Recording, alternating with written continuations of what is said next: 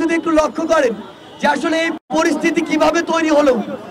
আজকে বর্তমান বাংলাদেশের যে নবগঠিত অন্তর্বর্তীকালীন সরকার রয়েছে, সেই সরকার গঠনের 1 মাসও হয়নি।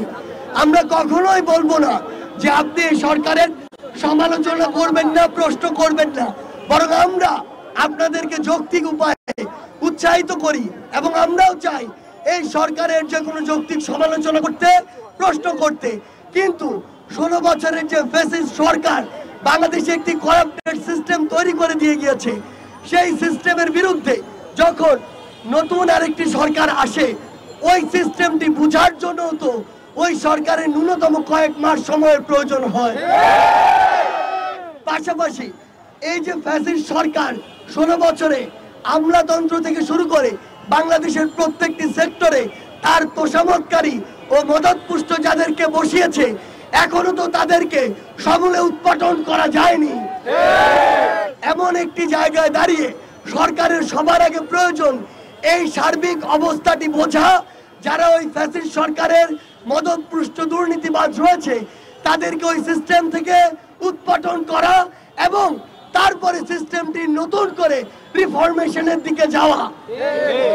সেই জায়গাটিতে আমরা গতকালকে লক্ষ্য করেছি, আনসার বাহিনীর নাম করে কিছু সন্ত্রাসী সদস্য, আমরা বিশ্বাস করি ওখানে যারা ছিল তারা আনসার বাহিনীর সদস্য নয়, তারা হচ্ছে আনসার লীগের সদস্য, যারা তাদের সময়ে জনগণকে সেবা না দিয়ে ওই লীগকে সেবা দিয়ে এসেছে, যারা যোগ্যতার ভিত্তিতে সে স্থানটিতে না এসে লীগের তোষামত করে পা চেটে ওইখানে এসেছিল। তারা গতকালকে সকালে যখন ওখানে আসে, আমাদের ছাত্র প্রতিনিধি যারা 2 জন অন্তর্বর্তীকালীন সরকারে রয়েছে, তারা মাননীয় স্বরাষ্ট্র উপদেষ্টা সহ অন্যান্য উপদেষ্টাদের সাথে ওই বিষয়ে কথা বলছিল। তাদের একাধিক আলোচনা হয়েছে।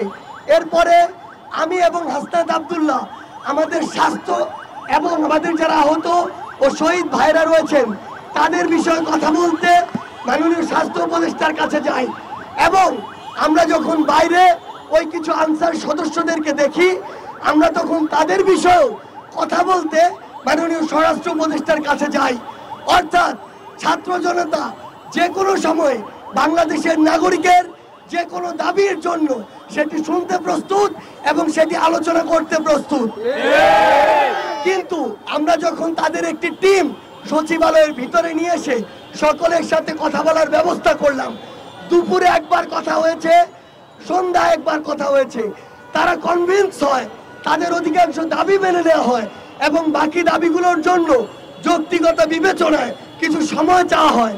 তারা কনভিন্স হয়ে যখন বাইরে কথা বলতে যায়, তখন সকলে নয়, ওইখানকার কতিপয় আনসার সদস্য তারা এটি মেনে নেয় না।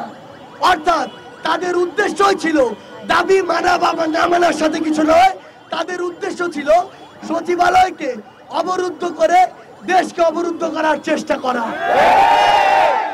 সেই জায়গা থেকে আপনারা ইতিমধ্যে জেনেছেন যে ওইখানে আনসার লীগের যারা নেতৃত্ব দিয়েছে তাদের মধ্যে প্রধান যিনি ছিলেন, তিনি এর পূর্বে স্বেচ্ছাসেবক লীগের একজন নেতা ছিলেন, এবং সেই স্বেচ্ছাসেবক লীগের নেতা সহ অসংখ্য 5-8টা পেটুয়া বাহিনী আনসারের নাম করে গতকালকে আমার বিশ্ববিদ্যালয় সহ ঢাকার অসংখ্য ছাত্র ভাইদের উপরে অতর্কিত রক্তাক্ত হামলা চালায়। আমরা জেনেছি যে এর পূর্বে যিনি এই আনসারের ডিজি ছিলেন, তিনি একজন আওয়ামী লীগের মদতপুষ্ট 5-8টা ডিজি ছিলেন। আমরা আমাদের জায়গা থেকে স্পষ্ট করে বলতে চাই, ওই 5-8টা ডিজিকে এই ছাত্রদের উপরে রক্তাক্ত হামলার জন্য অবশ্যই বিচারের আওতায় আনতে হবে। আমরা আমাদের জায়গা থেকে স্পষ্ট করে বলতে চাই, যে ফ্যাসিবাদের দোসররা এখনো বাংলাদেশের বিভিন্ন জায়গায় বসে বিভিন্ন ষড়যন্ত্র এবং নীল নকশার চেষ্টা করছে, তাদেরকে দ্রুত খুঁজে বের করে ওই জায়গা থেকে উৎপাটন করতে হবে। আমাদের জায়গা থেকে স্পষ্ট বার্তা, আমরা কাউকে যোগ্য বা যৌক্তিক সমালোচনায় ছাড় দিব না। আমরা মাননীয় স্বরাষ্ট্র উপদেষ্টাকে বলতে চাই, আপনি আমাদেরকে বলুন, 5 তারিখ চলে গিয়েছে, আজকে 26 তারিখ, এখনো পুলিশ কেন পুরো দমে মাঠে নেই? গতকালকে কেন ছাত্র জনতাকে যেতে হলো সচিবালয় প্রোটেকশন দেওয়ার জন্য? গতকালকে কিভাবে আনসার সদস্যরা আমার ছাত্র জনতার উপরে বুলেট নিক্ষেপ করলো? কিভাবে ওই আনসার সদস্য নামের আনসার লীগদের হাতে অবৈধ অস্ত্র গেল? আপনাদের খুঁজে বের করতে হবে তাদেরকে এই হামলা করার, বুলেট চালানোর অনুমতি কে দিয়েছে?